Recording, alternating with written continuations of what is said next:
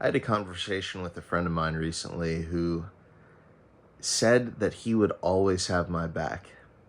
And that made me feel really good. This week, as we're turning to scripture, going over the Easter story, Judas was Jesus' friend. And he betrayed him. He was one of his closest friends. He spent the last few years following him and studying him and living with him. And yet, he still betrayed him. Imagine how that felt for Jesus.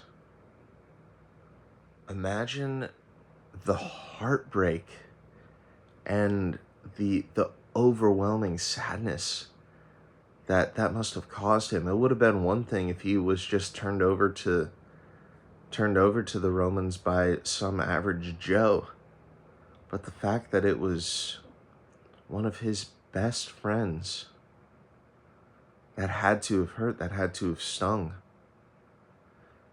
You know, just as if my friend were to betray me after saying something like that, that would hurt me.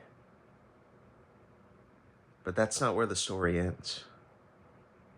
Yes, Jesus was betrayed. He was denied by Peter, and his apostles scattered. But he rose from the grave 3 days after his death. And that's why we celebrate. So as we come into this Holy Weekend, just be praying